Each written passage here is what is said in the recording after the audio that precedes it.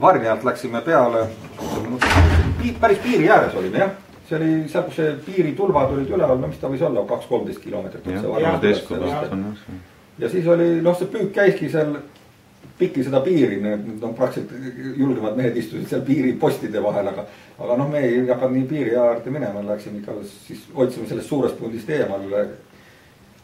Noh, ahvenad me sealt saime ja siis kui ühe korra see kõmm ära käis, siis oli seal see põhjas kinni, no mõtlesin, no täitsa lõpped, nüüd jäi esimene raks, et no nüüd jäi põhja. Või võrku. Või võrku kinni, jah, aga noh, siis hakkad vaatad, et ikka vaikselt liigub, et noh, et ei ole, et on ikka mingi kala, no. Ja siis, kui ma sinna ta jää alla välja kerisin, kõige hullem, et auk on väike, mis ta võis olla, see 13 auk, mis ta siuke oli. Jää on paks, uurime, aru ei saa, kust ta kinni. No, midagi nagu paistab seal see rõngas üleme, rõngas oli näha see pöörel või karabiin. See oli näha, kus see konks on, ei saa aru. Noh, kala oli siuke mürakas, et ega seda ka ei näinud, see kukalt nägid tal seal natukene, kui augu alla sai. No siis ta pani üks 10 korda sinna põhja tagasi, annad jälle jõhvi järgi ja rahulikult ja läks, lihtsalt ei hoia kinni seda. Ja siis, no palju, üks paarkümmend minutit möllasin niimoodi ära ja siis ütlesin Tigasinkulole, et kuule, et võta, hoia ritva, noh, et ma lähen vaatan, kas siin, kohalik oli ka seal karakattidega, ma lähen vaatan, istusin auto peale, et lähen vaatan, kas kellegi tuura ei ole. Sõitsin seal 3 või 4 meest läbi, need, kes karakattidega olid, küsin, kas tuura, mitte kellegi tuura ei ole. Noh, selle aja peal oli jälle mitukümmend minutit möödas, tulin tagasi, kala oli veel rõõmsalt otsas seal, hoidis teda seal ritvaga. Mõtlesin, kuidas teda kätte saada, ei tule kuidagi auku, siis midagi tavalise puuriga, siis hakkasime siis juurde auke puurima. Võtsime autost. Kongitsed midagi ei olnud? Mitte midagi. Kongitsega ei oleks ka teda välja tõmmanud. Ei no, et hoida, et kui sa puurima hakkad selles mõttes. Ei, me võtsime mingi autost, saime mingi, ma ei mäletaks, mingi. Ma mõtlengi, et äkki sa. Asja me saime, eks mingi labi, noh selle metalllabi, mingi asja me saime niimoodi, et seda hoidsime siis jõhvil vastas seal ühes servas. Et kui sa teisest servast auku puurid, et see jõhv sinna siis on läinud. Sellega varjasid seda jõhvi, siis ma sain kuidagi moodi ühe augu sain läbi ja teise sain peaaegu siis niimoodi, et juba, noh, see serv oli seal, see viimane serv oli veel koos kuidagi, ma ei mäleta, kuidas, seda enam mäleta, kuidas ma see serva sealt puru sain.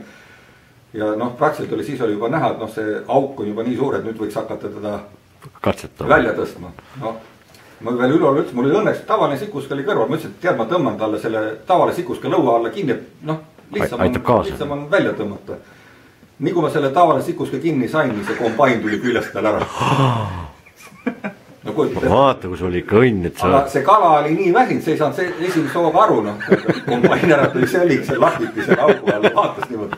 Ja siis ei andki muud üle, jumal õnn, et see tavaline sikuska oli ja tõmmasin ta siis tavalise sikuskaga sinna pead pidi auku sisse, noh, käsi ulatama. Ja selle peale läks täpselt tund aega selle jamaga. Sa ütlesid ka, et pea aures tal nii vett. No, pea. Pea. See kala oli jah, ta oli. Kui suur ta oli siis? 9,65 minu meelest oli ta raske ja pikkus oli, kas ta oli 96 senti või mis ta oli. Aha, siis jäsakas. Ta ikka väsis niimoodi ära, et ma ei ole elus näinud, et kui konks tuleb küljest ära, või noh, see kombain tuli, see oli momendi küsimus, et selle hetkel, kui tuli kombain, siis ma lõin just parasjagu seda sikuskit tal lõual, nii et oleks seal võib-olla 2-3 sekundit viivitanud, siis oleks võib-olla hakanud mõtlema, et näed, ei toimugi midagi.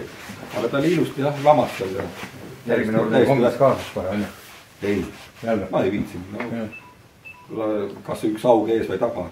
Ma oleks ka nõus tast loobunud olema, aga mul oli kombainist nii kahju. Kirvest ja kõik, jah. Ma ei saa seda mitte kuidagi sinna jätta. Nii ja kirves püüab. Sitta see aug. Augi tuleb nagu nii, 1 või 2 jälle seal otsa. Aga see on nüüd sul rekordauk jäält või? Õngega? Jaa, rekordauk. Landiga mul sama suur täpselt Keerijärvest kunagi. Lapsepõlves. Ja selle Keerijärve augiga oli kah siuke hea lugu, et läksime naabripoisiga mootorrattaga läksime, kummipaat oli õlal, 2 spinningut, kummipaat ja esimene kala, mis otsa tuli. See oli neftirulliga, esimene kala oli minu kala, see 9,65 samamoodi. Ja see oli nii, et mul läks see vise sassi. Igavene punt tekkis seal jõhvi ja arutasin selle ära, keerisin peale. Ma vaatasin, noh, Keerijärves vähe vett, paar meetrit vett. Et no nüüd jäi mingi mätta taha, vajus kinni, no sikut on vaikselt, ei tule kudagi. Igat moodi katsun, ei tule, noh, kinni, mis kinni, et kurat ikka siukse ramba otsa vajus. Ja siis hakkan ikka kerima kuidagi, või ma ei saanud ka enam aru, kuidas. järsku vaatan, et paat liigub. Kurat, imelik, et mina nagu kerja, paat liigub. Ja võttis meid järgi siis selle tulemuse Jõhviga. Ja siis ma hakkasin teda ikka kerima kuskil 20 meetri pealt, siis ta tuli esimest korda vee peale, lõi lõuad laiali, siis krokodil niimoodi rakutas ka veel ja no siis mul võttis põlved nii nõrgaks, kahva ei ole, kongitsat ei ole ja truumiga 8 vene kummipaadis ei ole. Aga siis oli üks kohalik venelane oli seal Keeri järvel, ta ei olnud kaugel, ma siis karjusin tükk aega.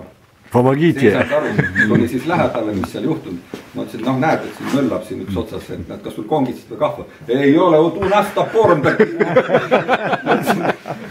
Kirvega. Saime ta siis ikka lõpus, ta oli ikka nii väsid selle paadi juurde, ta lõuad laiali, mina julgenud võtta, siis naabripoiss võttis kuidagi sealt, et ma ei tea, kuidas mina ei vaadanud, kuidas ta sealt üle ääre sikutas. Igal kui ta paati sai, siis ta pani meil sinna 2 jala vahele. Mina lõin teda vist millegagi, lõin vastu pead, istusin talle peale, et ta neid lõugu laiali ei saaks selle aega, muidu amustab põlvedel lõhki. Ja võdisime ruttu kaldasse, no sealt oli 100 meetrit kaldasse, siis kaldas peksime teda seal tükk aega. Ja kuhugi panna ei ole, midagi. Võtsime siis õnneks olid need igasugu nöörid ja rihmad seal me kaasas, sidusime ta kokku ja sidusime paju otsa. No, vaja oli kala püüda. Läksime siis tagasi, saime veel 3-4 augi, no siis oli juba praktiliselt hämar ka ja no tegelikult siuksed väiksed, no siis oli äratoomisega jama. Kotti pole, paadi kott ainult, kuhu sa paned, siis toppisime ta koos paadiga sinna kotti kuidagi. Nii et noh, paat ja kott oli, paadikott, siis oli paat ja veel siis see auk ka, nii et pea või saba, mis ta seal väljas oli, rippus seal üle õla mu seljas. Niimoodi tuli vist 8 mootorrattaga iga poole. Vägev elamus oli, jah. Ja lant oli väike, see vene vist oli jubileine või vist oli see 33 kopikat vene plekk, jah, Võnkuv vist on. Võnkuv, jah, süper.